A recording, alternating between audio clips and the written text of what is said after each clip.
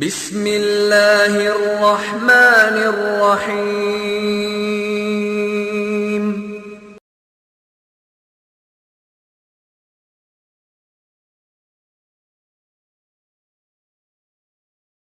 ان الحمد للہ نحمده ونستعینه ونستغفره ونعوذ باللہ من شرور انفسنا ومن سیئات اعمالنا من يهده الله فلا مضل له ومن يضلل فلا هادي له واشهد ان لا اله الا الله وحده لا شريك له واشهد ان محمدا عبده ورسوله اما بعد فان خير الحديث كتاب الله وخير الهدي هدي محمد صلى الله عليه وسلم وشر الأمور محدثاتها وكل محدثة بدعة وكل بدعة ضلالة وكل ضلالة في النار رب اشرح لي صدري ويسر لي أمري واحلل عقدة من لساني يفقهوا قولي رب أعوذ بك من همزات الشياطين وأعوذ بك رب أن يحضرون اعوذ باللہ السمیع العلیم من الشیطان الرجیم کلا بل تحبون العاجلہ وتذرون الآخرہ وجوہ یومئذ ناظرہ الی ربها ناظرہ ووجوہ یومئذ باسرہ تظن ان یفعل بها فاقرہ کلا اذا بلغت التراقی وقیل من راق وظن انہ الفراق والتفت الساق بالساق الى ربك يومئذ المساق۔ یہ سورۃ القیامہ ہے۔ جیسا کہ پچھلے درس میں یہ بات آپ کے سامنے رکھی گئی تھی کہ یہ مکی صورتوں میں سے ہے، اور اس کا مکی صورتوں میں سے ہونا اس بات سے واضح ہے کہ اس کی آیت 16 سے لے کر آیت 19 تک اللہ رب العزت نے نبی صلی اللہ علیہ وسلم کو وحی کے اخذ کرنے کے جو آداب بتائے ہیں وہ اس بات کا پتہ دیتے ہیں کہ یہ مکی دور میں بھی شروع کے دور میں یہ صورت نازل ہوئی ہے۔ اس عہد میں جب کہ نبی صلی اللہ علیہ وسلم کو وحی کے اخذ کرنے کے ابھی پورے آداب معلوم نہیں تھے۔ کوئی کام نیا جب بھی کوئی کرتا ہے تو ظاہر ہے کہ اس کے لیے ایک مرتبہ وہ نیا ہے، آہستہ آہستہ پھر آدمی سمجھ جاتا ہے۔ اللہ رب العزت نے نبی صلی اللہ علیہ وسلم کو مخاطب کر کے فرمایا لا تحرک بہ لسانک لتعجل بہ، اے میرے نبی اس وحی کو اخذ کرنے کے لیے اپنی زبان کو جلدی جلدی سے حرکت نہ دیجیے۔ یہ آیت اور اس کے ساتھ والی ان علینا جمعہ وقرآنا فاذا قرأناہ فاتبع قرآنا ثم ان علینا بیانا، یہ چاروں آیات اس بات کا پتہ دیتی ہیں کہ یہ مکہ مکرمہ میں آپ کی نبوت کے بالکل اوائل، بالکل شروع کے زمانہ میں یہ صورت نازل ہوئی۔ اور مکی صورتوں کا موضوع بڑا واضح ہے کہ اس میں ایمانیات، عقیدہ اور اخلاقیات انہی پر زیادہ تر زور دیا گیا۔ اللہ کی توحید، اللہ پر ایمان، اس کے فرشتوں پر ایمان، آخرت پر ایمان، کتابوں پر ایمان۔ تو آخرت اور حشر وہ موضوع جو ہے وہ اس صورت کا بنیادی، مرکزی، بلکہ ساری صورت کا وہی موضوع ہے۔ شروع سے لے کر آخر تک اللہ رب العزت نے قیامت کا ہی تذکرہ فرمایا ہے۔ درمیان میں صرف یہ 4 آیات ایسی ہیں کہ جن کو اللہ رب العزت نے نبی صلی اللہ علیہ وسلم کے لیے بطور آداب نازل فرمایا کہ اے میرے نبی وحی کو اخذ کیسے کرنا ہے۔ اس کے علاوہ ساری صورت جو ہے وہ مشرکین مکہ کے جواب، مشرکین مکہ کے اصلاح عقائد کے لیے اللہ رب العزت نے نازل فرمائی۔ چنانچہ پہلا حصہ یہ جو آیت 16 سے 19 تک ہے، اس سے پہلا حصہ بھی سارا قیامت کے بارے میں، حتیٰ کہ پہلی ہی آیت میں اللہ نے قسم کھائی لا اقسم بیوم القیامہ۔ لا، اب اس تفصیل میں دوبارہ جانے کی ضرورت نہیں ہے کہ یا تو معنی یہ ہے کہ میں قیامت کے دن کی قسم نہیں، مجھے قیامت کے دن کی قسم ہے، جو تمہارے نظریات ہیں وہ صحیح نہیں ہیں۔ پہلے ان کے نظریات کا رد کر کے بعد میں قسم کھا کے قیامت کا اللہ رب العزت نے اس بات فرما دیا۔ اور دوسرا معنی یہ ہے کہ لا یہاں زائد ہے، اللہ نے قیامت کی قسم کھائی اور فرمایا اقسم بیوم القیامہ، یہیں سے قیامت کے تذکرے، قیامت کے حالات، قیامت میں جو مناظر پیش آنے والے ہیں ان کا تذکرہ اللہ رب العزت نے شروع فرمایا۔ اور یہاں جو آج ہم نے پہلی آیت پڑھی ہے کلا، یہاں بھی اللہ رب العزت نے ہرگز نہیں، یا جیسے ہمارے یہاں کہتے ہیں نا نہیں نہیں، جو تمہارے نظریات ہیں وہ درست نہیں ہیں، بل تحبون العاجلہ، تمہارے نظریات درست نہیں ہیں کہ قیامت نہیں آئے گی، مرنے کے بعد کوئی اٹھے گا نہیں۔ اور یہاں یہ بھی معنی بیان کیا جاتا ہے کہ یہ بھی نہیں کہ تم جانتے نہیں کہ قیامت نہیں آنے والی، تمہیں معلوم ہے کہ کچھ نہ کچھ ہونے والا ضرور ہے، لیکن اصل کیا ہے کہ تمہیں دنیا کی زندگی اتنی پیاری ہو چکی ہے کہ تم آگے کا تصور نہیں کرنا چاہتے۔ آگے کا تصور کرو گے تو جواب دہی کی بات آئے گی کہ ہم نے کیا کرنا ہے، کیا نہیں کرنا ہے، کیا کریں گے، جواب دہی کے موقع پر ہم کیا جواب دیں گے۔ ان باتوں سے بچنے کے لیے تم قیامت کو اپنے ذہن میں رکھنا نہیں چاہتے۔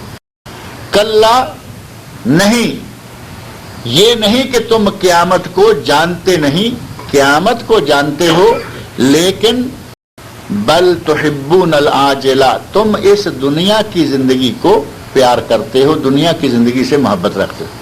یعنی قیامت کا انکار کرنا اس لیے نہیں کہ قیامت آئے گی نہیں، قیامت کا انکار اس لیے نہیں کہ تمہیں وہ سمجھ میں نہیں آتا، قیامت ہوگی نہیں ہوگی اس لیے نہیں، تمہارے انکار کا سبب کیا ہے کہ تم اس دنیا کی زندگی سے پیار کرتے ہو، اس دنیا کی زندگی کو سارا کچھ سمجھ بیٹھے ہو۔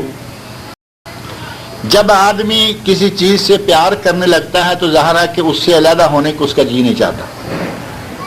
آدمی کا بال بچوں سے پیار ہے، اب دور نہ جائیں، کوئی آدمی شوق سے چاہتا ہے کہ بال بچوں کو کہیں چھوڑوں اور میں کہیں رہوں، ضرورتیں اور مجبوریاں ہیں۔ اسی طرح جب آدمی دنیا کو چاہنے لگے تو دنیا کو چھوڑنے کو جی نہیں چاہتا، اور دنیا تو پھر اتنی میٹھی ہے کہ بڑے بڑوں کا جی نہیں چاہتا کہ میں مر جاؤں۔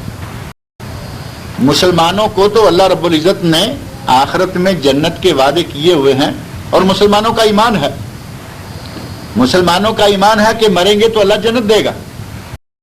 کافروں کے بارے میں کہ وہ موت سے اتنا ڈرتے ہیں کیونکہ پہلے نمبر پر وہ تو آخرت کو نہیں مانتے، دوسرا یہ ہے کہ انہیں یہ تو کوئی پتہ نہیں نا کہ ہمیں جنت نام کی کوئی چیز ملنے والی ہے۔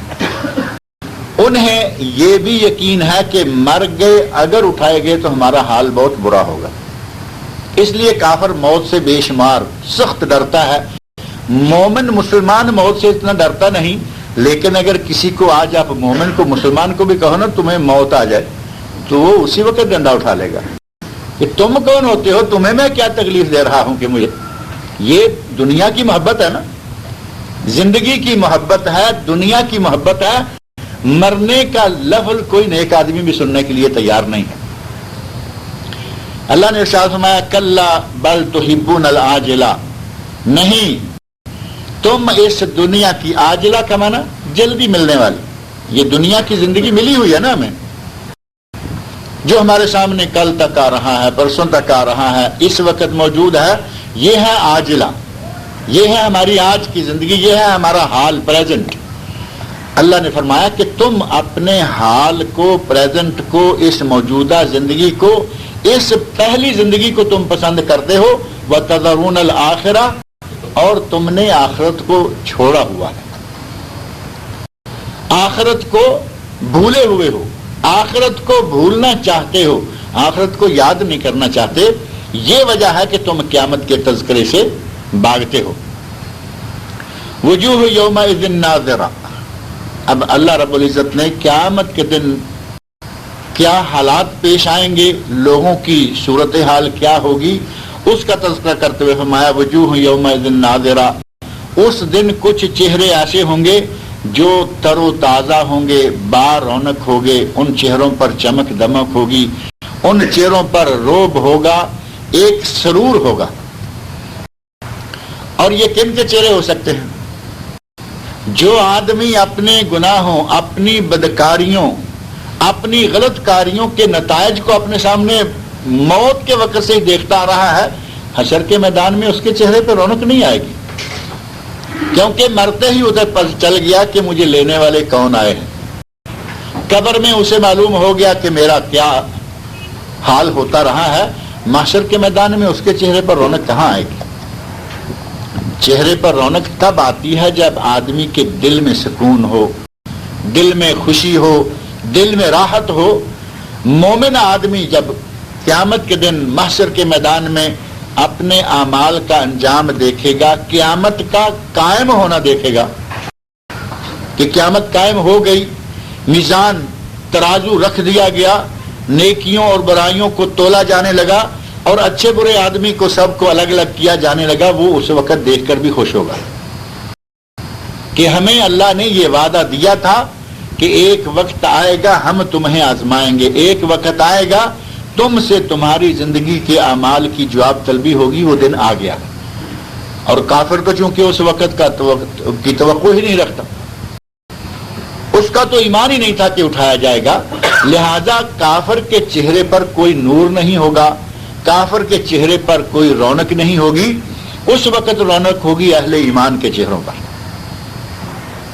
دیندار مسلمان نیک لوگ جو ہیں ان کے چہرے تر و تازہ ہوں گے، با رونق ہوں گے، الی ربہا ناظرہ، اور وہ اپنے رب کی طرف دیکھ رہے ہوں گے۔ چہروں پر رونق ہونے کا ایک سبب جو بہت بڑا ہے وہ یہ ہے کہ انہیں اللہ کا دیدار نصیب ہوگا، اور اہل سنت کا یہ عقیدہ ہے کہ اس دنیا کی زندگی میں ہوتے ہوئے تو اللہ کو کوئی نہیں دیکھ سکتا، لیکن آخرت میں جب فیصلہ ہو جائے گا تو اس وقت اہل ایمان کو اللہ اپنا دیدار کروائے گا۔ صحیح بخاری شریف میں حدیث موجود ہے کہ نبی اکرم صلی اللہ علیہ وسلم ارشاد فرماتے ہیں تم قیامت کے دن اپنے رب کو دیکھو گے، اور صحیح مسلم اور بعض دیگر حدیث کی کتابوں میں حضرت صہیب رضی اللہ عنہ، صہیب رومی بیان فرماتے ہیں کہ نبی صلی اللہ علیہ وسلم نے ارشاد فرمایا اگر بادل نہ ہو تو تم چاند اور سورج کو کتنا صاف دیکھتے ہو۔ ظاہر ہے کہ بادل ہوں گے تو چاند چھپ جائے گا، دن کے وقت بادل ہوں گے تو سورج بھی چھپ جائے گا، اگر دن کو بادل نہ ہو، رات کو بادل نہ ہو، تو چاند اور سورج کو جس طرح بلا روک ٹوک ہم صاف ستھرا دیکھتے ہیں، نبی صلی اللہ علیہ وسلم نے فرمایا کہ اہل ایمان اپنے رب کو اس طرح صاف ستھرا دیکھیں گے، کوئی رکاوٹ راستے میں، کوئی باد و بارہ نہیں ہوگا، کوئی رکاوٹ نہیں ہوگی، بالکل صاف طور پر لوگ اپنے رب کو دیکھیں گے، دیدار الہی سے محظوظ ہوں گے۔ اور دیدار الہی تو بہت ہی بڑی نعمت ہے، اللہ رب العزت نے اس کو بہت بڑی نعمت کے طور پر قرآن کریم میں اس کا تذکرہ فرمایا، اور اللہ رب العزت نے جہاں یہ فرمایا کہ تمہیں تمہارے اعمال کا بدلہ ملے گا، سورہ یونس میں آیت نمبر 26 میں اللہ رب العزت نے ارشاد فرمایا ہے للذین احسنوا الحسنى وزیادہ، جو لوگ نیکیاں کرنے والے ہیں، جو لوگ نیکیاں کرتے ہیں انہیں اللہ نیکی کا بدلہ دے گا جنت کی شکل میں، للذین احسنوا الحسنى وزیادہ، اور جنت سے زیادہ بھی کچھ دے گا۔ حسنہ ہے نیکی کا بدلہ اور وہ ہے جنت، اور زیادہ کیا ہے؟ اس کی تفسیر میں لکھا ہے کہ زیادہ سے مراد ہے اللہ رب العزت کا اپنا دیدار کروانا۔ اللہ رب العزت اہل جنت کو، اہل ایمان کو نہ صرف یہ کہ ان کے نیک اعمال کے عوض جنت دے گا، وہ زیادہ جنت کی نعمتوں پر اضافی طور پر اللہ اپنا دیدار بھی کروائے گا۔ نبی اکرم صلی اللہ علیہ وسلم ارشاد فرماتے ہیں کہ کیا جس وقت لوگوں کو، اہل جنت کو جنت میں، اہل جہنم کو جہنم میں، سب کو اس کے ٹھکانے پر لگا دیا جائے گا، اللہ رب العزت اہل جنت سے مخاطب ہو کر فرمائیں گے کہ کیا تمہیں کچھ اور چاہیے؟ اہل جنت تو وہاں اللہ کے مہمان ہوں گے نا، اللہ کے مہمان ہوں گے، اللہ کے انعام و اکرام سے محظوظ ہو رہے ہوں گے، تو اللہ پوچھے گا کہ تمہیں کچھ چاہیے؟ جیسے مہمان کو کھانا رکھ دیا جائے، ہر طرح کی نعمتیں پڑی ہوئی ہوں، تو ہم پھر بھی کہتے ہیں نا کہ کوئی چیز اور لاؤں، کچھ اور چاہیے، سالن اور چاہیے، روٹی اور چاہیے، بریانی اور چاہیے۔ کبھی کبھی ایسا ہوتا ہے کہ سارا کچھ پڑا ہے تو گھر والے کے دل میں اگر خلوص ہے تو کہے گا کہ میں تھوڑے گرم چاول اور لے کے آؤں، کہ یہ تو پڑے شاید ٹھنڈے ہو گئے۔ مہمان کو زیادہ سے زیادہ خوش کرنے کا میزبان کوشش کرتا ہے۔ اللہ رب العزت اپنے بندوں کو آخرت میں اس انداز سے خوش کرے گا کہ ساری جنت کی نعمتیں دے دیں، اور جس کو سب سے تھوڑی جنت ملی ہے، سب سے آخر میں جہنم سے نکال کر جو سب سے آخر میں جنت میں ڈالا جائے گا، اس کی نعمتوں کا تذکرہ کئی مرتبہ آیا ہے کہ اس دنیا کے کسی بادشاہ کے پاس جتنا ملک ہو سکتا ہے اس سے بھی 5 گنا زیادہ جنت اس آدمی کو ملے گی، جو سب سے آخری جنتی ہے۔ کتنی نعمتیں اللہ اہل جنت کو دے گا، سال ہا سال آدمی اپنی جنت میں گھومتا رہے، اس کی جنت جو ہے وہ ختم نہیں ہوگی۔ ان سب نعمتوں کو دینے کے بعد اللہ پوچھتا ہے کہ تمہیں کچھ اور چاہیے؟ تو بندے کہیں گے کہ یا اللہ ہمیں اب اور کیا چاہیے، ہمیں تو نے انعامات سے اتنا زیر بار کر رکھا ہے کہ ہمیں کچھ اور حاجت نہیں رہی۔ تب اللہ رب العزت کہیں گے کہ تمہیں ابھی میں ایک اور نعمت دینے والا ہوں، اور وہ ہے زیادہ، للذین احسنوا الحسنى وزیادہ۔ اس وقت اللہ رب العزت اپنا دیدار کروائیں گے۔ اللہ کا دیدار کرنے کے بعد بندے کہیں گے کہ یا اللہ ہمیں تو آج تک شاید ملا ہی کچھ نہیں تھا۔ دیدار الہی کی لذت، دیدار الہی سے سرور، دیدار الہی سے آدمی کو جو حظ میسر آئے گا، اس کے بعد جنت والے کہیں گے کہ ہمیں تو آج تک کچھ ملا ہی نہیں تھا، ہمیں تو اب پتا چلا کہ جنت کیا ہے۔ اللہ رب العزت اپنا دیدار کروائے گا، اور اہل ایمان کو کروائے گا، ان لوگوں کو دیدار کروائے گا جن کے چہرے اس وقت تر و تازہ ہوں گے۔ لیکن اسی میدان میں، اسی موقع پر وہی کچھ چہرے وہ بھی ہوں گے جو تر و تازہ نہیں ہوں گے۔ آگے ہی فرمایا وَوُجُوهُ يَوْمَئِذٍ بَاسِرَةٌ، اس دن کچھ چہرے ایسے ہوں گے جو بے رونق ہوں گے، محزون، غم زدہ ہوں گے، اداس ہوں گے، یا یوں کہہ لیں کہ کچھ لوگوں کے اس وقت منہ کالے ہوں گے، گرد و غبار پڑ کے یا اندر کے غم کے نتیجہ میں آدمی کے چہرے پر جو حالت ہوتی ہے وہ معروف ہے۔ اور قرآن کریم میں یہی نہیں، ایک تذکرہ دنیا کے بارے میں بھی اللہ نے فرمایا ہے کہ کچھ لوگوں کے منہ کالے ہو جاتے ہیں، اور وہ تذکرہ کہاں ہے؟ اللہ کی عظیم نعمت ہے اولاد، اور اولاد دونوں ہے نا، لڑکی بھی اولاد ہے، لڑکا بھی اولاد ہے، دونوں نعمت ہے یا نہیں؟ اللہ اولاد دیتا ہے، اولاد کی نعمت سے نوازتا ہے، کچھ لوگ وہ ہیں اللہ نے فرمایا ان کے منہ کالے ہو جاتے ہیں۔ جس کو بیٹے کا انتظار ہے اللہ اس کو بیٹی دے دیتا ہے تو کیا کرتا ہے، اور یہ آج تک بھی ہے، لیکن عرب میں نزول قرآن کے زمانہ میں یہ بڑے زور شور سے تھا کہ وہ لوگ لڑکی کو پسند نہیں کرتے تھے۔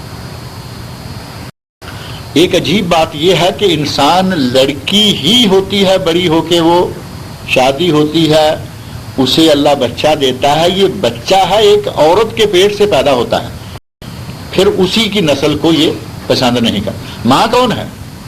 لڑکی ہی تو تھی نا، وہ بھی ماں نہ ہوتی تو یہ کیسے دنیا میں آتا؟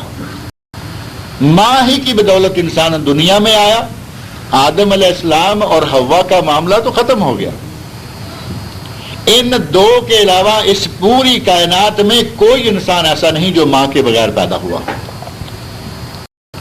کیا وجہ ہے کہ اسی کے پیٹ سے جنم لے کے اسی کی نسل کو برا سمجھنا شروع کر دے، اور اتنا برا کہ اندر سے اس کے دل میں اتنا غم چھا جاتا ہے کہ اس کا چہرہ جو ہے اس پہ وہ غم نظر آنے لگتا ہے۔ قرآن میں اللہ فرما رہا ہے وَإِذَا بُشِّرَ أَحَدُهُمْ بِالْأُنْثَىٰ وَإِذَا بُشِّرَ أَحَدُهُمْ بِالْأُنْثَىٰ ظل وجہہ مسودا وہو کظیم، جب کسی کو کہا جائے کہ تمہارے یہاں لڑکی ہوئی ہے، ظل وجہہ مسودا، تو اس کا منہ کالا ہو جاتا، وہو کظیم، اور وہ اندر ہی اندر غصہ پی رہا ہوتا ہے، غصہ کھا رہا۔ دنیا میں بھی اگر کسی کے دل میں غم ہوتا ہے تو اللہ نے فرمایا اس کا منہ کالا ہو جاتا ہے، اور یہ طے شدہ بات، یہ ہم آج بھی دیکھ سکتے ہیں اپنے ماحول میں، اپنے معاشرے میں، اپنے گرد و پیش میں دیکھیں، آپ کو ایک آدمی خوش و خرم نظر آئے گا، اس کے چہرے پر رونق ہوگی۔ ایک آدمی اندر ہی اندر کسی غم میں ہے، اسے اندر ہی اندر غم کاٹ رہا ہے، کھا رہا ہے، اس کے چہرے پر رونق نہ ہوگی، اس کے چہرے پر سیاہی چھا رہی ہوگی۔ اللہ نے فرمایا کہ قیامت کے دن کچھ لوگوں کے، آخرت میں کچھ لوگوں کے چہرے چمکدار ہوں گے، با رونق ہوں گے، خوبصورت لگیں گے، کیونکہ انہیں اللہ نعمتوں سے نواز رہا ہوگا، اللہ اپنے دیدار کا شرف انہیں عطا کر رہا ہوگا۔ الی ربہا ناظرہ، یہاں دو لفظ ہیں، پہلی آیت میں وجوہ یومئذ ناظرہ، زواد کے ساتھ ناظرہ، اس کا معنی ہے چمک دمک والا، اور دوسری میں بھی ناظرہ ہی ہے لیکن ذا کے ساتھ ناظرہ، جو کہ نظر سے ہے، نظر جیسے لکھا جاتا ہے کہ وہ اللہ کو دیکھ رہے ہوں گے۔ ان چہروں والے جو چمکدار چہروں والے ہیں، اللہ انہیں اپنا دیدار کروائے گا، اس کے نتیجہ میں ان کے چہرے چمکدار ہوں گے۔ وَوُجُوهُ يَوْمَئِذٍ بَاسِرَةٌ، اور کچھ لوگوں کے چہرے بے رونق ہوں گے، غم کے نتیجہ میں کالے ہوں گے، غم کے نتیجہ میں ان کے چہروں پر کوئی رونق نہیں، بلکہ یوں کہیں کہ رنگ فک، ہمارے کہتے ہیں کہ اس کا رنگ فک ہو گیا۔ فک اسی لیے ہو گیا کہ اس کے دل کو دھچکا لگا کہ مجھے کیا ملنے والا، اور فرمایا تظن ان یفعل بها فاقرہ، ان کے چہرے سیاہ ہو چکے ہیں، بے رونق ہو چکے ہیں، اور انہیں پتہ چل رہا ہے کہ ہمارے ساتھ تو کوئی بڑا کمر توڑ سلوک ہونے والا ہے۔ فاقرہ تظن، یہ چہروں والے، یہ لوگ یہ گمان کر رہے ہیں، یہ سمجھ رہے ہیں ان یفعل بها فاقرہ، کہ ان کے ساتھ کوئی بہت ہی برا کمر توڑ سلوک کیا ہوگا، کوئی ایسا سلوک، کوئی ایسا انجام کہ جس سے آدمی کی کمر ٹوٹ جائے، اور ظاہر ہے کہ یہ کسی بہت بڑی مصیبت میں مبتلا ہونے کے نتیجہ میں ہی ہو۔ ہمارے اگر کسی پر کوئی مصیبت آ جائے، بعض دفعہ آپ نے جملہ سنا ہوگا، کسی کا جوان بیٹا فوت ہو جائے تو کیا کہتے ہیں کہ میرے بیٹے کی وفات میری کمر توڑ کے رکھ گئی، کیونکہ واقعی اگر کسی کو اس طرح کا کوئی دکھ پہنچتا ہے تو کمر ٹوٹ جاتی ہے۔ یہ لوگ جو قیامت کے دن اپنے برے اعمال کا نتیجہ اپنے سامنے دیکھیں گے اور انہیں محسوس ہونا شروع ہو جائے گا، کہیں گے ان یفعل بها فاقرہ، کہ ان کے ساتھ تو اب کوئی کمر توڑ سلوک ہونے والا۔ ایک طرف اللہ اہل ایمان کا تذکرہ کر رہا ہے، ان کے چہرے با رونق ہوں گے، وہ خوشی خوشی میں ہوں گے، دوسری طرف کالے منہ والے ہوں گے، اور ان میں انشاءاللہ وہ بھی ہوں گے جو آج کل کالے کپڑے پہن کے ماتم کر رہے ہیں۔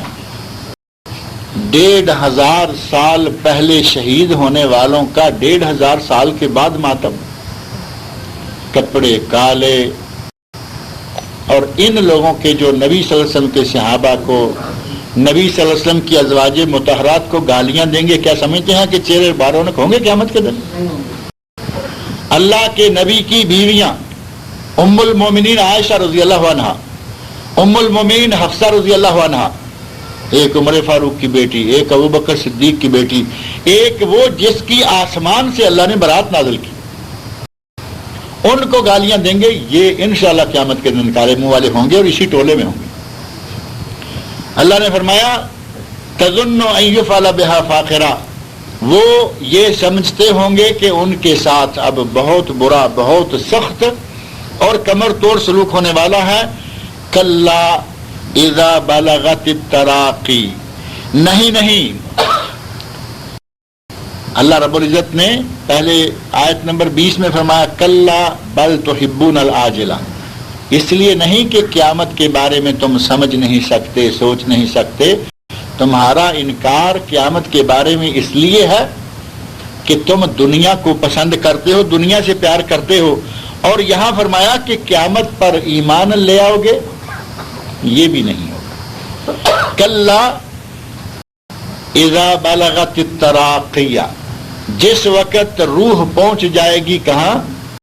کہتے ہیں کہ روح اب گلے میں اٹکی ہوئی ہے۔ کبھی کبھی ایسا ہوتا ہے کہ آدمی چاہتا ہے کہ مجھے موت آ جائے، اسے موت نہیں آتی، بلکہ کبھی تو ایسا ہوتا ہے کہ آدمی کے گھر والے بھی چاہتے ہیں کہ یہ اب مر جائے، عرصے سے بیمار پڑا ہے، اس کو اٹھا کے، اس کا بول و براز اٹھا کے، اس کی خدمت کر کر کے کبھی کبھی ایسا ہوتا ہے کہ گھر والے بھی تھک جاتے ہیں، اور کبھی ایسا ہوتا ہے کہ آدمی کچھ اس انداز سے پڑا ہے۔ آج شہروں میں تو بڑی آسانیاں ہو گئی، وہ بھی پیسے والوں کے لیے ہیں، ہر کسی کے لیے نہیں۔ مریض کو ہسپتال میں داخل کروایا، وہی اب ساری خدمت کر رہے ہیں۔ یہ تو مالدار غریب آدمی بیچارہ ہسپتال میں بھی نہیں داخل کروا سکتا، اسے بول براز خود اٹھانا ہے۔ اور اگر مریض کو ہوش بھی نہ ہو، اگر ہوش ہے اٹھ نہیں سکتا، کم از کم کوئی نہ کوئی دعا دیتا رہے گا، کوئی نہ کوئی اچھا بول بولتا رہے گا، گھر والوں کا خدمت کرنے کو جی چاہتا ہے۔ کچھ مریض وہ ہیں کہ وہ بیچارے حرکت بھی نہیں کر پاتے، بول نہیں سکتے، آنکھیں بند ہیں، آنکھیں بند ہیں، کوئی سوال نہیں، کوئی جواب نہیں۔ ایسے مریض کی خدمت سے گھر والے بھی گھبرا جاتے ہیں، اور کئی ایسے واقعات ہمارے سامنے گزرے ہیں کہ گھر والوں کی خواہش ہے کہ اب تو اللہ تعالیٰ اسے اپنے پاس لے لے، بڑے اچھے طریقے سے کہیں گے کہ اب تو اللہ تعالیٰ اسے اپنے پاس لے لے، اب تو اللہ تعالیٰ اس کا معاملہ سمیٹ لے تو اچھا۔ کبھی ایسا ہوتا ہے، اور یہ وقت ہے جب روح آدمی کے گلے میں آ کے اٹک جاتی ہے۔ اذا بلغت التراقی، تراقی ترقوا کی جگہ جمع ہے، ترقوا یہ جو ہڈی ہے نا یہاں کندھے اور گلے اور گردن، اس کے درمیان میں یہ دونوں طرف دو ہڈیاں ہیں، یہ ترقوا کا، یہ چھوٹا چھوٹا گڑا بھی ہے دونوں کا، یہ جس کو اردو میں ہنسلی کہتے ہیں، ہنسلی کی ہڈی۔ اللہ نے فرمایا کہ جب روح ہنسلی کی ہڈی میں آ کے رک جائے گی، یہاں بظاہر ہے کہ نہ یہ نکل رہی ہے، نہ صحیح طور پر جسم میں چل رہی ہے، جسم سے نکل چکی آ کے گلے میں اٹک گئی، اب گھر والے بھی چاہتے ہیں کہ اس سے جان چھوٹ جائے تو اچھا ہے۔ اس وقت اذا بلغت التراقی، جب روح گلے میں آ کے پھنس جائے گی، روح ہنسلی کے پاس آ کے رک جائے گی، وقیل من راق، اور کہا جائے گا کہ کوئی اب دعا دارو کر کے تو ہم تھک گئے، علاج معالجہ ڈاکٹر حکیم ان دعاؤں سے تو ہم تھک چکے ہیں، کوئی بندہ ایسا ہو کہ کوئی دم کرے، کوئی تعویذ کرے، دم کرے، رقیہ، یہاں تو الحمدللہ یہ لفظ معروف ہے نا، رقیہ شرعیہ۔ رقیہ شرعیہ کا معنی ہے قرآن و سنت سے ثابت شدہ دعاؤں کے ساتھ دم کرنا، یہ اسی سے راقن ہے۔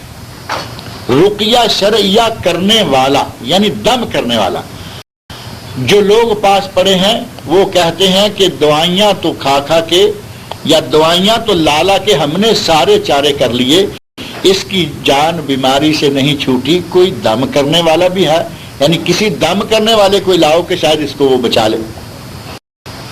ایک معنی یہ رقیہ سے، اور دوسرا معنی ہے ترقی سے۔ ترقی کا معنی ہوتا ہے اوپر کو چڑھنا، دنیاوی امور میں ترقی یہی ہے نا، آدمی سولجر بھرتی ہوا، بعد میں میجر، بعد میں کرنل، جنرل، ترقی کرتا گیا، اسی طرح کلرک آیا تھا، جنرل مینیجر ہو گیا، یہ ہے اوپر کو چڑھنا۔ اور یہ عربی کا لفظ ہے ترقی، اور اس میں بھی رقی ہے، یا اس کو رقی سے لیا گیا کہ اللہ کے فرشتے جو ہیں اس مرنے والے کے قریب پہنچ گئے، اب وہ فرشتے آپس میں کہتے ہیں من راق، اس کو اب آگے کون لے کے جائے، یہ نیک لوگوں میں سے ہے تو نیک لوگوں کی روح نکالنے والے فرشتے لے جائیں گے، اور اگر دوسری پارٹی سے ہے تو اس کے فرشتے لے جائیں گے۔ اللہ رب العزت کی طرف سے یہ فیصلہ ہوگا، اور جس جماعت سے، جس قسم کے لوگوں سے اس کا تعلق ہوگا وہ اس کو اٹھائیں گے۔ وقیل من راق، کہا جائے گا کہ کوئی ہے جو جھاڑ پھونک دم کرے، یا کون اس کو اوپر اٹھا کر لے جائے, اس کی روح کو کون نکال کے لے جائے گا. وَظَنَّ أَنَّهُ الْفِرَاقُ, اور اسے یہ پتہ چل جائے گا کہ اب فراق کا وقت آ گیا ہے, اب وقت آ گیا ہے کہ اپنے پیارے, اپنی دولت, اپنی جائیداد, اپنی جاگیریں, اب ان سب چیزوں کو چھوڑ کر جانے کا وقت آ گیا ہے. اب دنیا سے تعلق جو ہے وہ ٹوٹنے والا ہے. وَظَنَّ أَنَّهُ الْفِرَاقُ, اور اسے پتہ چل جائے گا کہ یہ جدائی کا وقت قریب پہنچ گیا ہے. وَالْتَفَّتِ السَّاقُ بِالسَّاقِ, مرنے کے وقت موت کے قریب کون سے حالات پیش آتے ہیں, یہاں ان حالات کا تذکرہ ہے. وَالْتَفَّتِ السَّاقُ بِالسَّاقِ, ایک پنڈلی دوسری پنڈلی کے ساتھ جڑ جائے گی, ایک پنڈلی دوسری پنڈلی. بیمار آدمی خاص طور پر جو بیماری میں کچھ عرصہ کاٹ کے مرتا ہے تو آپ دیکھتے ہیں کہ نحیف, کمزور, اب اس بیچارے کی ہڈیاں بھی تھوڑی سی رہ جاتی ہیں. کل تک موٹا تازہ آدمی تھا, 150 کلو کا آدمی, بیماری کے نتیجہ میں کبھی کبھی کچھ لوگ ہیں ایک ہفتہ عشرہ میں ہی اس طرح رہ جاتے ہیں کہ ہڈیوں کا ڈھانچہ, گوشت فوراً نکل گیا, اور ہڈیوں کے اوپر جیسے کھینچ کے کپڑا چڑھایا ہوا ہوتا ہے اس طرح یہ چمڑا. کل تک یہ آدمی موٹا تازہ اور اس کے اندر کتنا گوشت اور یہ اور وہ, اللہ کے حکم سے جب وہ بیماری لاتا ہے گوشت کو نکالتا ہے, ہڈیوں کے اوپر صرف چپڑا, ایسے کپڑا رہ جائے گا جیسے کہ ڈھانچے کے اوپر کپڑا چڑھایا ہوا ہے, چمڑا اس انداز سے. اور ایسے مریض آپ نے کچھ قریب المرگ لوگوں کو دیکھا ہوگا, ایسے بیچارے تھوڑا سا وزن, اور یوں لگتا ہے کہ لمبائی بھی کم ہو گئی اور چوڑائی بھی کم ہو گئی. کل تک چارپائی پہ پڑا آدمی ایک شخص نظر آتا تھا, آج وہ ایسے لگتا ہے جیسے چھوٹی سی جگہ پہ کوئی بچہ پڑا ہوا ہے. مرنے کے قریب اس طرح کے حالات جو ہیں وہ آپ اپنی آنکھوں سے مختلف لوگوں کو دیکھتے رہتے ہیں. اللہ نے فرمایا وَالْتَفَتِ السَّاقُ بِالسَّاقِ, پنڈلی کے ساتھ پنڈلی جڑ جائے گی. اب چونکہ گوشت سارا ختم ہو گیا, ہڈیوں کا ڈھانچہ جو ہے وہ قریب آ گیا. ایک معنی یہ ہے کہ مرنے کے وقت آدمی کی پنڈلیاں آپس میں جڑ جاتی ہیں, اور ویسے بھی آپ کو معلوم ہے جب آدمی مر جاتا ہے تو اس وقت بھی پنڈلیاں اکٹھی کر کے جوڑ کے, اور خاص طور پہ غسل دینے کے بعد تو معلوم ہے نا, ٹانگیں ایسی کھلی تو نہیں چھوڑتے, اس وقت تو اچھی طرح باندھ بھی دیتے ہیں. وَالْتَفَّتِ السَّاقُ بِالسَّاقِ, اور آدمی مصیبتوں میں گھر جائے گا, روح نکلنے والی ہے, جان نکل رہی ہے. اپنوں کا فراق, جو دولت کما کے جمع کر کے اس نے ڈھیر لگائے تھے ان سے جان چھوٹ رہی ہے, ان کو چھوڑ کے جانا پڑ رہا ہے. نہیں چاہتا کہ دنیا کو چھوڑنا پڑے, اس سے بڑی مصیبت اور کیا ہو. کوئی آدمی دنیا کو چھوڑنا نہیں چاہتا اور اسے یقین ہو جائے کہ اب مجھے چھوڑنی پڑے گی, مجھ سے یہ دنیا چھینی جا رہی ہے, اس سے بڑی مصیبت اور کیا ہوگی. یہ مصیبت اپنوں سے فراق, اپنی کمائی ہوئی دولت سے فراق, اس دنیا سے فراق, یہی جو ساری مصیبتیں ہیں اس کو وَالْتَفَّتِ السَّاقُ بِالسَّاقِ سے تعبیر کیا گیا کہ آدمی مصیبتوں میں گھر جائے گا, یا یہ کہ آدمی کی پنڈلیاں دونوں اکٹھی ہو جائیں گی. إِلَىٰ رَبِّكَ يَوْمَئِذٍ الْمَسَاقُ, اب اس دن سوائے تیرے رب کے پاس جانے کے اور کوئی ٹھکانہ نہیں رہا. اب ایک ہی جگہ ہے, دنیا میں کہیں بھاگ کر جا نہیں سکتے. اگر محشر کا میدان آ گیا تو وہاں کہیں بھی بھاگ کر نہیں جا سکتے. صرف جانا کہاں ہے؟ إِلَىٰ رَبِّكَ, صرف اپنے رب کی طرف.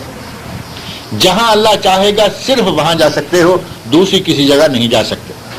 إِلَىٰ رَبِّكَ يَوْمَئِذٍ الْمَسَاقُ, آج صرف تمہیں اپنے رب کے پاس ہی جانا ہے. ساقہ یسوع کو چلانا, کھینچنا, سائق ہے نا ڈرائیور. مساق وہ جگہ جہاں کھینچ کے لے جایا جائے. صرف ایک رب کی جگہ, رب وہ مقام ہوگا, رب کا دربار وہ جگہ ہوگی جہاں آدمی جائے گا, دوسرا کوئی راستہ باقی نہیں بچے گا. فلا صدق ولا صلی, اس آدمی کے ساتھ یہ سارا کچھ جو ہو رہا ہے یہ کیوں ہو رہا ہے, اس کا سبب مختصر انداز سے اللہ نے فرمایا کہ اس نے تصدیق نہ کی, سچا نہ مانا, نہ اللہ کی ذات کی تصدیق کی, نہ اللہ کے رسول صلی اللہ علیہ وسلم کی بعثت کی اور رسالت کی تصدیق کی. نہ جو اللہ نے کتاب نازل کی قرآن کریم، نہ اس کی تصدیق کی. اور اگر ان چیزوں کی تصدیق کر لیتا تو نماز پڑھتا، کیونکہ قرآن کریم میں بار بار نماز کا ذکر آیا ہے. اس نے تصدیق نہیں کی اور اس نے نماز نہیں پڑھی. لا صدق فلا صدق ولا صلی، نہ اس نے تصدیق کی نہ اس نے نماز پڑھی. ان دو لفظوں سے یوں لگتا ہے کہ جو آدمی تصدیق کرنے والا ہے اللہ، رسول اور کتاب کی، اس کے لیے نماز پڑھنا ضروری ہے. اور اگر کوئی نماز نہیں پڑھتا تو وہ کون ہوگا؟ گویا کہ وہ اللہ، رسول اور کتاب کی تصدیق کرنے والا نہیں ہے. اگر تصدیق کرنے والا ہے تو وہ نماز پڑھتا. اللہ رب العزت نے دو لفظوں میں اشارہ دیا، فلا صدق ولا صلی، نہ اس نے تصدیق کی نہ اس نے نماز پڑھی. اور ہمارے یہاں معروف ہے کہ مسلمان تو ہیں لیکن نمازی نہیں. متحدہ عرب امارات میں UAE میں ایک جملہ بڑا معروف تھا، مجھے یاد آ رہا ہے کہ وہاں عموماً جو بدو لوگ ہیں، عربی لوگ ہیں، یہاں بھی عربی ہیں، یہ بھی وہی علاقہ ہے، GCC گلف کے سارے ملک ایک جیسے ہیں اور ہمارے لوگ بے شمار یہاں ہیں. عموماً وہ پوچھتے ہیں کیا نام ہے، نام بتانے کے بعد دوسرا لفظ وہ عموماً پوچھتے ہیں کہ مسلمان ہے؟ ہاں مسلمان. اور اس کی ایک وجہ ہے، یہاں مصر میں بڑے خوبصورت نام لیکن کرسچن ہے. مصر میں نام خوبصورت اور ہے کرسچن. اسرائیل میں نام خوبصورت ملیں گے، ہیں یہودی. اور اسی طرح اور ملکوں میں، سوریہ میں ہیں اور دیگر ممالک میں ہیں. اور انہی کے نتیجہ میں کہ خوبصورت نام والا کہیں عیسائی نہ ہو، کہیں یہودی نہ ہو، کہیں کوئی اور نہ ہو، نام پوچھیں گے، نام خوبصورت بتایا، کہتے ہیں مسلمان ہو؟ مسلمان، ہاں مسلمان ہوں.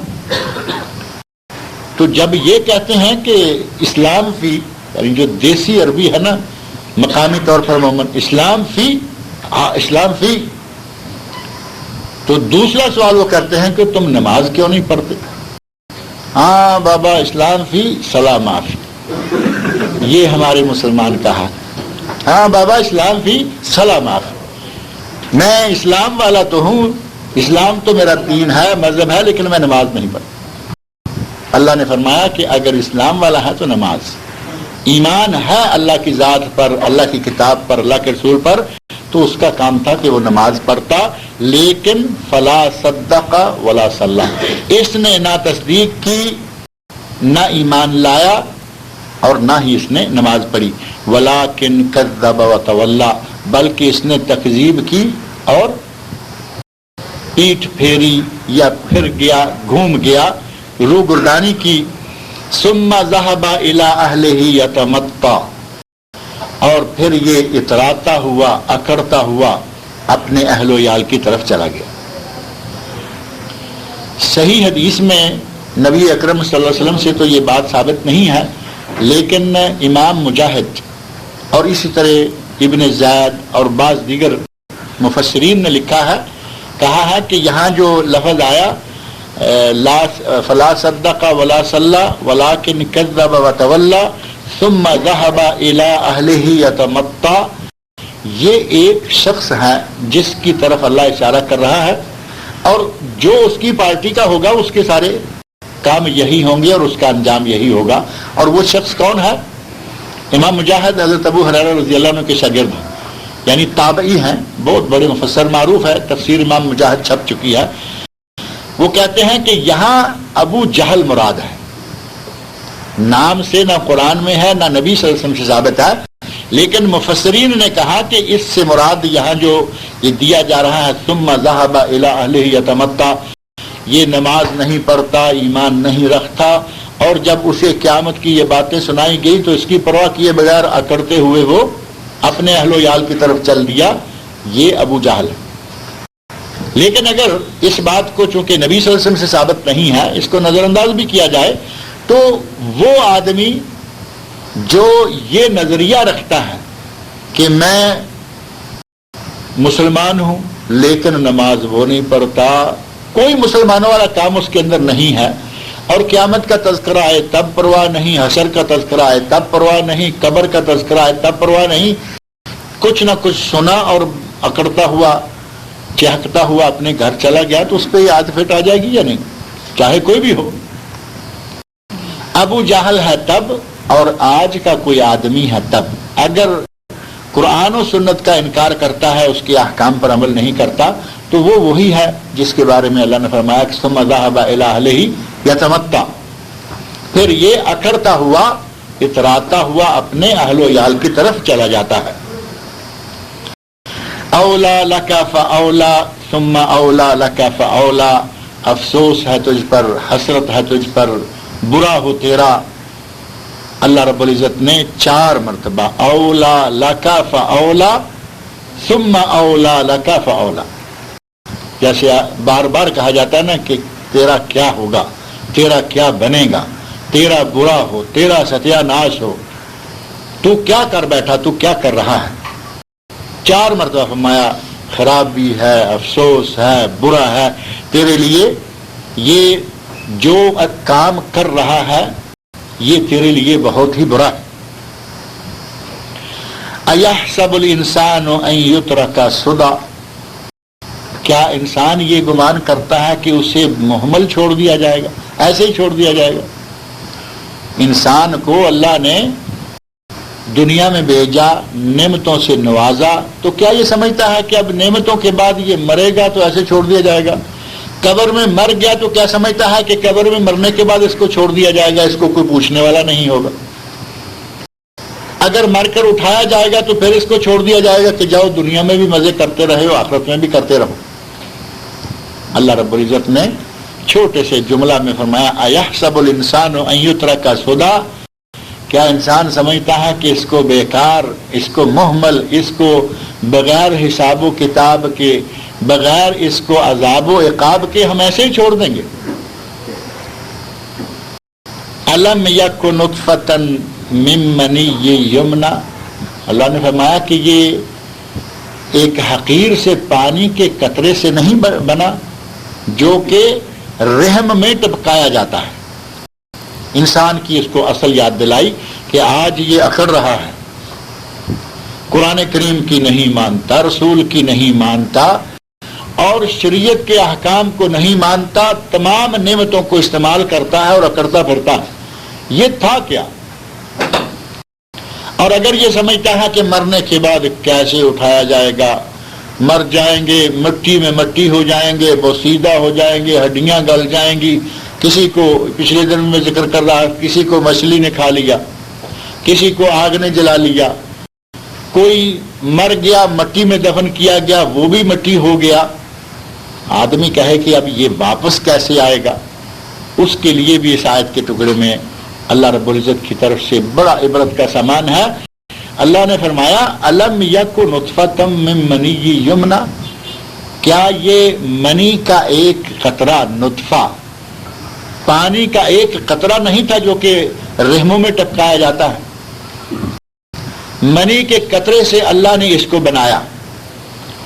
ثم کان علقہ، ایک قطرے کے بعد اس کو لوتھڑا بنایا.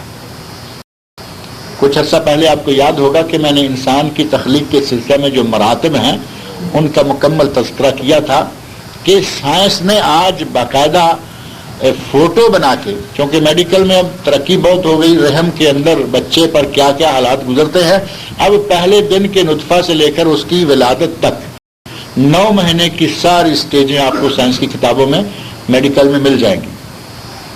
علقہ ماں کے رحم کا، مثال کے طور پر یہ آپ غبارہ سمجھ لیں، دائرہ سمجھ لیں، کوئی بھی چیز، گیند ہے، گیند کے اندر کسی حصے میں چھوٹی سی کوئی چیز چمٹ جاتی ہے، یہ ہے علقہ.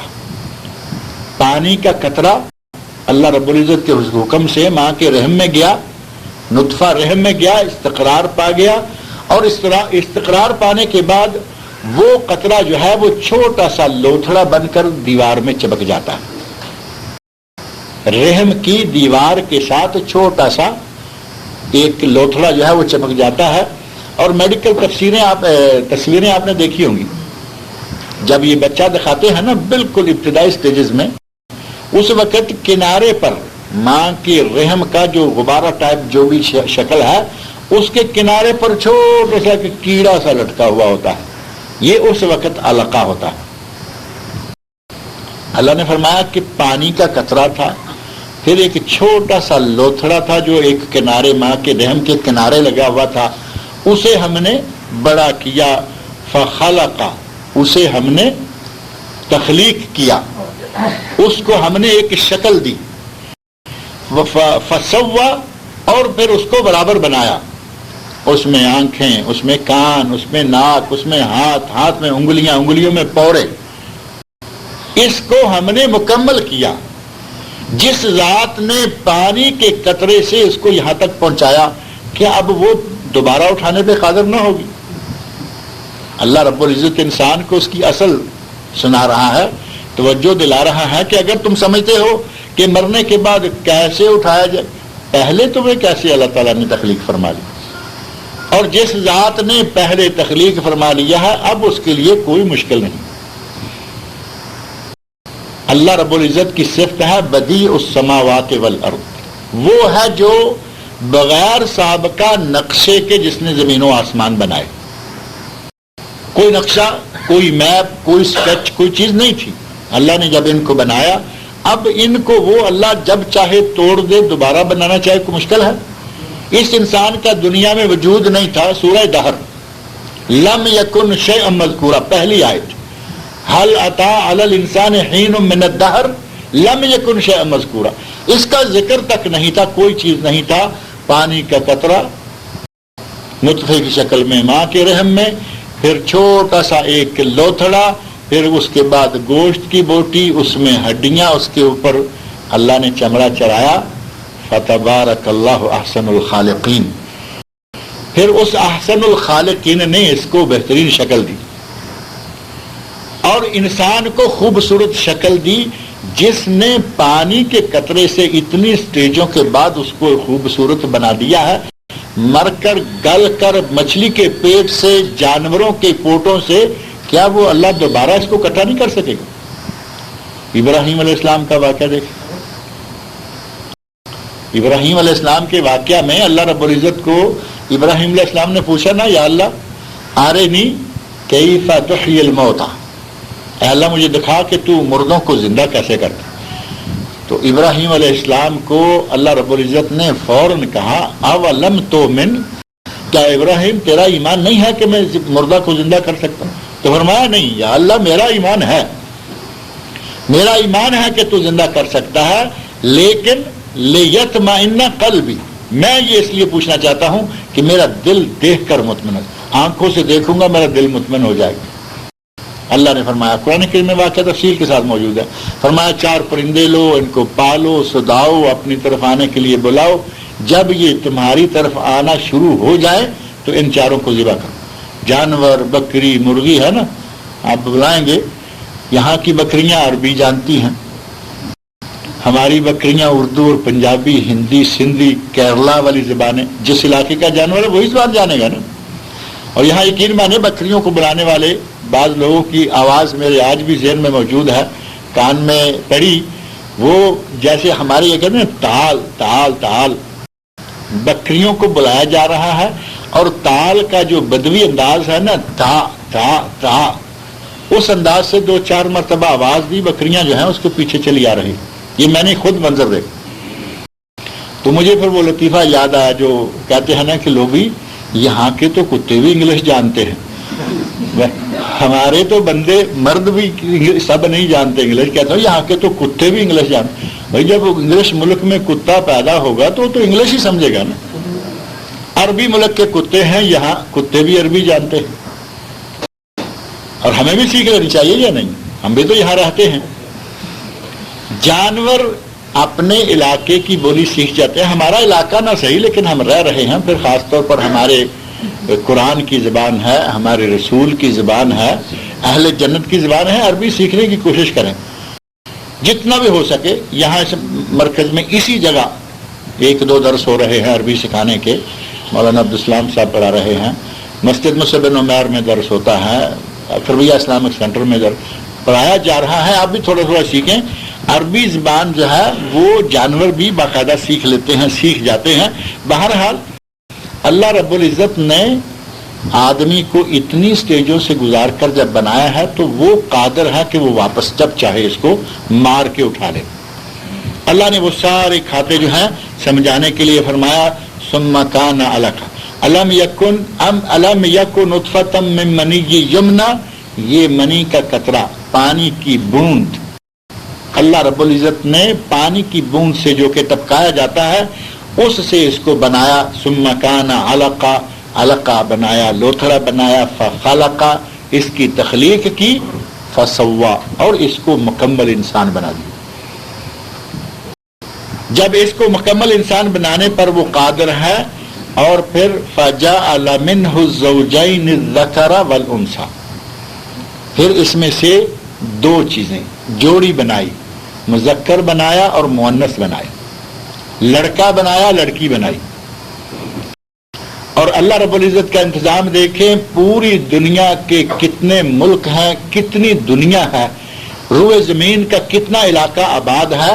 اللہ رب العزت نے ایک خاص حکمت کے ساتھ ہمیشہ ہر ملک میں، ہر علاقے میں کبھی بچی کبھی بچہ، کبھی لڑکی کبھی لڑکا، کبھی بیٹی کبھی بیٹا. یہ بھی تو اللہ رب العزت کی خاص قدرت ہے نا. یہ نہیں کیا کہ ایک علاقے میں ہمیشہ بچیاں ہی ہوتی رہیں، نسل ختم ہو جائے گی، دوسرے علاقے میں ہمیشہ بچے ہی ہوتے رہیں گے پھر بھی نسل ختم ہو جائے گی. دونوں شکلیں، ایک مرتبہ اگر لڑکے ہی ہونا شروع ہو جائے جس کے لیے ہم بڑے خوش ہوتے ہیں، اور لڑکی جس کے لیے اللہ نے فرمایا کہ لڑکی کی خبر سن کے منہ کالے ہو جاتے ہیں، اگر لڑکیاں پیدا ہونا بند ہو جائیں تو نسل ختم ہوگی یا نہیں؟ چند سال رہے گی، 100 سال میں سمجھ لے رہے گی، اس کے بعد آگے کیونکہ لڑکی کوئی نہیں ہے نسل ختم ہو جائے گی. اللہ رب العزت نے اپنی قدرت کاملہ سے، اپنی حکمت کاملہ سے لڑکی اور لڑکا دونوں رکھے. فرمایا پانی کے اس قطرے سے لڑکی بھی اور لڑکا بھی. اللہ نے جوڑی بنائی، نر بھی اور مادہ بھی، اور نر اور مادہ یہ دونوں جو ہیں جو پانی کے قطرے سے کبھی وہ کبھی وہ، قطرہ وہی ہے، عورت وہی ہے، مرد وہی ہے. اور اللہ رب العزت کی اپنی یہ منشا ہے، جب چاہتا ہے لڑکی ہو جاتی ہے، جب چاہتا ہے لڑکا ہو جاتا ہے. جس ذات نے یہ سارے انتظام کر رکھے ہیں، الیس ذالک بقادر علی ان یحیی الموتى، فرمایا کہ کیا وہ ذات اس بات پر قادر نہیں ہے کہ وہ مردوں کو اٹھا لے. ابراہیم علیہ السلام کا واقعہ میں نے ذکر شروع کیا تھا کہ جس وقت اللہ نے فرمایا کہ 4 جانور لو، 4 پرندے لو، وہ تمہاری بات پہ آنا شروع ہو جائیں، جب ان کو تم بلاؤ گے، وہ میں نے عربی کا ذکر کیا نا کہ بکری بھی عربی جانتی ہے، کتا بھی انگریزی جانتا ہے، پرندہ بھی. ابراہیم علیہ السلام کو فرمایا جب تیری زبان سمجھنا شروع ہو جائے، تیرے بلانے پر آنا شروع ہو جائے، اس وقت ان 4 کو ذبح کرو، ان کے گوشت کا قیمہ بناؤ، ملاؤ، اور اپنے چاروں طرف 4 پہاڑوں پر تھوڑا تھوڑا رکھ. ایسا ہی کیا گیا. فسرہن، ان کو بلاؤ، وہی آواز لگاؤ جو تم زندگی میں لگاتے تھے، زندگی میں تال تال تال کہتے تھے، اب بھی تال تال تال کہو. یاتینک سایہ، یہ اسی طرح اڑتے ہوئے تمہارے پاس آ جائیں گے جیسے زندگی میں آتے تھے. اور ایسا ہوا. ابراہیم علیہ السلام نے اپنے دل کے اطمینان کے لیے مکمل کارروائی کی، اللہ کے حکم سے، اللہ کی قدرت سے. 4 پہاڑوں سے جانور نہیں رکھے گئے، وہاں ذبح کر کے جانور نہیں رکھے گئے، جانوروں کا قیمہ بنا کے اس کو مکس کر کے آپس میں. اب کس کی ہڈی پسلی وہاں ہے، اور منہ کا حصہ وہاں ہے، ٹانگوں کا حصہ کہاں ہے، پیٹ کا حصہ نہیں، مکس کر کے 4 کو 4 جگہوں پہ رکھ دیا. درمیان میں جہاں ابراہیم علیہ السلام بیٹھے، فرمایا اے ابراہیم اب آواز لگاؤ جو لگاتے تھے. ابراہیم علیہ السلام نے وہی آواز لگائی، 4 پہاڑوں سے 4 جانور بن کر اللہ کے فضل سے ان کے پاس آ کے پہنچے. فرمایا کہ یا اللہ مجھے تو پتا تھا، لیطمئن قلبی، میں نے تو یہ کارروائی اپنے دل کے اطمینان کی. اب ظاہر ہے کہ وہ تو پورے اطمینان کے ساتھ بتا سکتے ہیں نا لوگوں کو، چونکہ انہیں تو لوگوں کو بھی بتانا تھا کہ مارنے کے بعد اللہ پیدا کر سکتا ہے. وہاں اللہ نے قرآن کریم میں ہمیں مثال دے کر ابراہیم علیہ السلام کے سامنے یہ معاملہ مکمل کر کے بتا دیا کہ اس کے لیے مرے ہوئے کو اٹھانا، گلے ہوئے کو اٹھانا، جلے ہوئے کو اٹھانا اس کے لیے کوئی مشکل نہیں ہے۔ فرمایا کہ جس نے تمہیں ان تمام درجات سے، اسٹیجوں سے گزار کر پانی کے قطرے سے انسان بنایا، الیس ذالک بقادر علی ان یحیی الموتى، کیا وہ مردوں کو دوبارہ زندہ کرنے پر قادر نہیں ہے؟ قادر ہے یا نہیں؟ اللہ تعالیٰ مردوں کو زندہ کرنے پر قادر ہے۔ ایک ضعیف روایت ہے، سنن ابو داود میں، ترمذی میں ہے، سنن کبریٰ بیہقی میں ہے، مسند امام احمد میں ہے، بلکہ حدیث کی کئی کتابوں میں، ابن ابی حاتم میں ہے۔ اس میں تو کچھ الفاظ ہیں لیکن وہ حدیث چونکہ ضعیف ہے، اس کی سند پر محدثین کرام نے کلام کیا ہے۔ البتہ امام ابن کثیر رحمۃ اللہ علیہ نے اپنی تفسیر میں اس کی تھوڑی سی تقویت کی طرف اشارہ کیا ہے، تھوڑی سی تقویت، لیکن صحیح ہے یہ بات کسی محدث کی طرف سے میرے علم میں نہیں آئی کہ کسی نے صحیح کہا، لیکن ہمارے پاک و ہند میں معروف ہے کہ جہاں یہ آیت پڑھیں الیس ذالک بقادر علی ان یحیی الموتى، یہ آیت پڑھیں تو بعد میں کہیں سبحانک اللہم فبلا، ایک جملہ، اور ایک ہے سبحانک اللہ بلا، ایک ہے سبحانک بلا، مختلف روایات میں، لیکن یہ الفاظ صحیح سند سے نبی صلی اللہ علیہ وسلم تک ثابت نہیں ہوئے، سند ضعیف ہے، لیکن معنی کیا ہے؟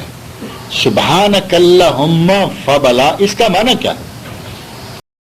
معنی یہ ہے کہ زبان سے آپ یہ لفظ کہیں نہ کہیں، جیسے ابھی میں نے کہا نا کہ کیا اللہ مردوں کو زندہ کرنے پر قادر ہے یا نہیں، تو آپ سب نے کہا قادر ہے۔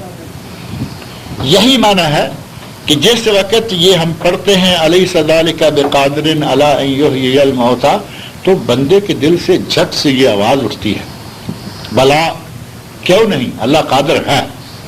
وہی ہے سبحانک اللہم، اے اللہ تو پاک ہے، فبلا، تو اس پر قادر ہے کہ مردے کو زندہ کرے۔ یہ الفاظ ہیں جو صحیح سند سے ثابت نہیں، لیکن یہ جذبہ تو آ جائے، آنا چاہیے یا نہیں؟ کم از کم دل کے اندر یہ بات آ جانی چاہیے۔ اور بھی بعض ہیں جن آیتوں کا، صورتوں کا جواب دینا صحیح حدیث سے ثابت نہیں ہے، لیکن وہ جذبات آ جانے چاہیے، مومن کو آ جاتے ہیں۔ اب یہی جملہ عربی میں اگر امام نے پڑھ لیا، ہمیں پتہ نہیں اس کا معنی کیا ہے، امام نے جماعت کرائی، اس نے سورہ قیامہ پڑھی اور آخر میں یہ آیت آئی الیس ذالک بقادر علی ان یحیی الموتى، اور امام نے لمحہ بھر کے توقف کے بعد اللہ اکبر کہا اور رکوع چلا گیا، اور ہم نے سمجھ لیا کہ امام نے پڑھ لی ہے اور ہم بھی رکوع چلے گئے، جب ہمیں پتہ ہی نہیں کہ اس آیت میں کیا ہے، اس کا مفہوم کیا ہے، تو ہمارے دل میں بھی کیا آئے گا؟ زبان سے کہنا تو ٹھیک ہے، ثابت نہیں، دل میں آ جائے تو اچھا ہے، لیکن کب آئے گا؟ جب ہمیں پتہ چلے کہ اس میں اللہ تعالیٰ نے کیا کہا ہے، الیس ذالک بقادر علی ان یحیی الموتى، کیا وہ ذات اس بات پر قادر نہیں کہ وہ مردوں کو زندہ کرے؟ وہ قادر ہے۔